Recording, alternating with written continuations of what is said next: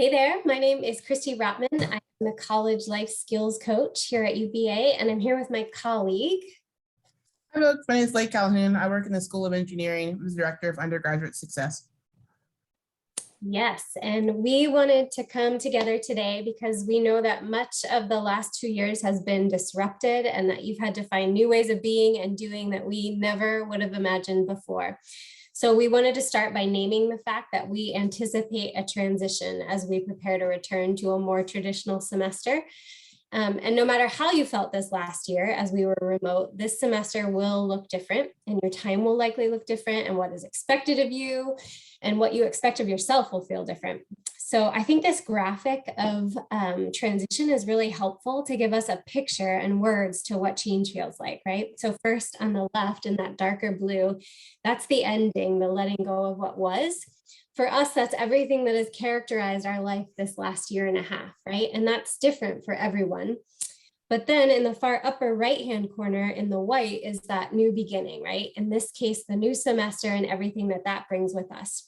But you see all that nebulous area in between, that's labeled the neutral zone or the gray zone. That's the stuff of transition, right? Where a transition feels uncomfortable, it feels unresolved, it feels unstable or unknown. It's kind of that phrase already, but not yet. And sometimes we forget that about transition. We think we're just going to jump from the ending to the beginning, and we forget that we have to walk through that in between. So that's a visual of probably what we're feeling. Yeah. So thinking about transitioning, there are 3 areas where Christy and I identify that you might anticipate some changes as you come back to grounds. The first being changes to time and your expectations and demands. I at least am used to working from home, and I'm used to having a lot more free time.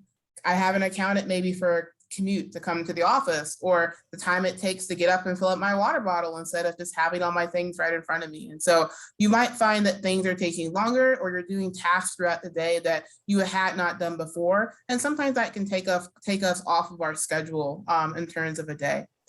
You also might find that social activities are boosting up. There are more opportunities, perhaps with clubs, perhaps clubs you used to be in are now back in person and they're looking to do more events. And so learning how to fit that back into your schedule is something that'll take some adjustment. And finally, something we thought of were course changes. It's no secret, online learning has been difficult for many people. And I know many of us are thankful to be transitioning back to learning inside the classroom. However, with that comes some changes that we might also think about, as opposed to thinking, I'm just going to come back and just fall right in the place where I left off. You might think about the changes that come with an in-person course. Again, things like commute and things like being in front of the professor. You can't pause an in-person class and rewind it and watch it later. You can't kind of say, my class is at 2, but I'll watch it later at 3. You kind of have to be there. So those are some changes to think about. Also, we're going back to the older grading option with A, B's, and C's, and sometimes that can add additional stress. So these are some things, transitions that we thought about, but I encourage you to pause this video and take a moment and reflect. What other changes might you think about that you might start preparing for now? All right, I hope that was helpful to take a moment to reflect for yourself. So Blake and I came up with a few tips that we thought would be helpful for riding these waves of change.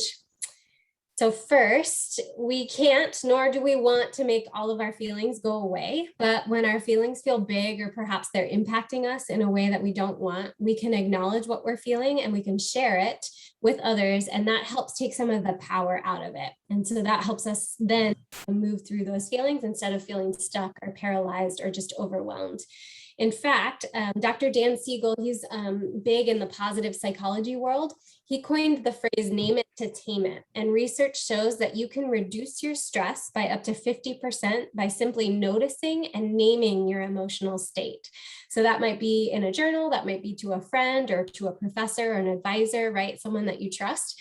And in doing that and communicating, right, we can both connect, but then we can also start to reduce the stress and the overwhelm that we're feeling. So remember, when you have all the feels this fall, you can name it to tame it. To that end, once you've named it and tamed it, identify those things. Don't be afraid to look under the bed sometimes. And when you do, you're in a much better position to be actionable about those things and to reach out to folks like Christy and I. It's absolutely okay to ask for help. We often anticipate certain times of the year where students will need more help with one thing or another. And that's us as academic support people, that's your professors, your academic advisor, even your other peers know things like, I remember my third year in the first semester. I remember how stressful that kind of felt. So know that it's okay to ask for help, and many people around you have experience guiding people through similar situations. So to the tune of guiding you through situations, there are so many resources on grounds. Feel free to pause this video and look at them all. You might also look for more school-specific resources. So in the engineering school, my office is one, the Office of Undergraduate Programs. In the Commerce School, they have another office there that's there to support people. So if there's something you need help with, I guarantee you there's someone here who could help. No need to find the best resource or the most specific one. If you go to any of these people, we're all happy to help you get closer to someone who can help you out.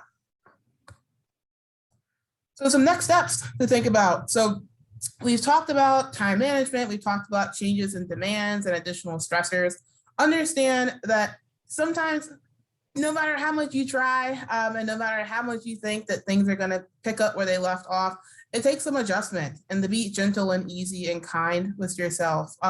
As we are finding new routines, sometimes we miss out on things. Gosh, that party's happening this weekend, but I'm going to be out of town, or man, I want to go to a club meeting, but it just doesn't fit with my schedule. That's FOMO. That's what we call it colloquially, right? And know that if you miss things, college is designed to happen again. Every year these things happen. Monthly things will come back again.